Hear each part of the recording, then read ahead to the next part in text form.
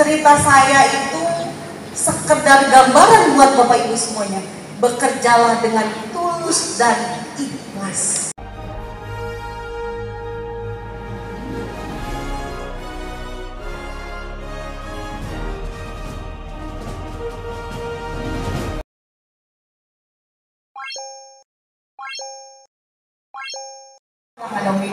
Ya. Saya gabung di dunia politik itu 7 tahun yang lalu, Bu. Saya berhenti menjadi manajer artis. Dulu aku manajer artis, Pak, Bu, di Jakarta, cicing aja. Ya. Saya pulang, saya aktif di Karang Taruna hanya sebagai ketua Karang Taruna desa. Sering mengadakan kegiatan kakak saya Pak Bete, bakti sosial, ya. Lomba-lomba, kegiatan banyak kegiatan. Tiba-tiba ada yang ngajak ke saya, Bu, Ibu senang ya ngurusin rakyat? Senang memang, Bu. Waktu itu saya senang ngurusin rakyat. Uangnya dari mana?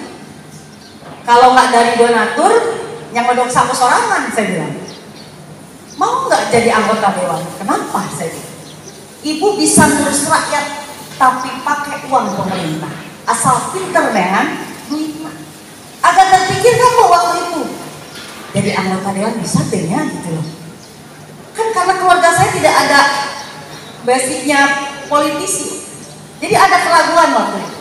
Karena ada kata-kata ngurus rakyat bisa gratis, saya mencoba. Udahlah, aku mangkelek, masuklah saya. Waktu itu saya bergabung dengan PDI Perjuangan itu 7 tahun yang lalu. Masuk belajar. Pidato kita bisa. Datang pidato hari bermatur, ya kan? Pertama belajar dan belajar. Nah, ikut kontestasi politik itu 2019.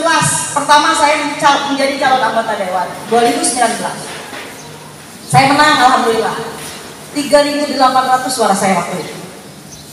5 tahun berjalan, saya menjadi wakil rakyat. 5 tahun itu komitmen saya dengan rakyat. Rumah saya 24 jam terbuka untuk rakyat. Kadang jam 1 malam masih air gedor rumah saya.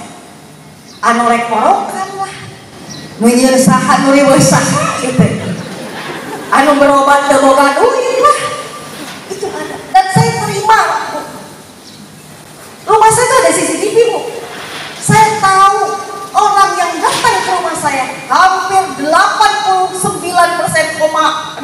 kali pokoknya itu meminta tolong.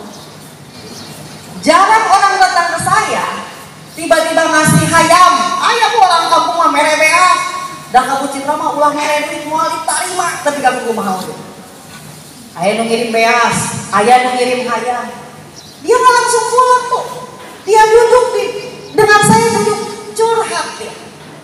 Kadituna jalan rusak lah, kadituna masjidnya rusak lah, hayang dibantuan dan lain-lain. Itu pasti seperti itu. Tapi saya terima, Bu. Saya dengarkan cerita mereka. Ayah nu tiasa ku abdi diselesaikan ayah nu itu. Tetapi saya dengarkan mereka berjalan. 5 tahun, Bu, berjalan. 2024 saya ikut pencalonan lagi. Dan saya menang dengan suara 100% meningkat lagi. Dari 3.800 menjadi hampir 8.000. 7.700 seberapa pokoknya. Jadi 100%. Kenapa? Karena kita komitmen dengan rakyat. Bukan masalah hanya materi, Bapak Ibu semuanya. Materi menuturkan di politik, tetapi komitmen kita dengan rakyat. Masyarakat itu merasa sangat dibantu, dihargai di saat dia membutuhkan. Dan itu harus menjadi rakyat. Saya selalu berdoa kepada Allah, Tuhan berikan saya yang terbaik, berikan saya jalan untuk mengurusi masyarakat. Dah kadang mah ngomong atau tapi rezeki itu ada gitu loh. Qadar Allah, Pak.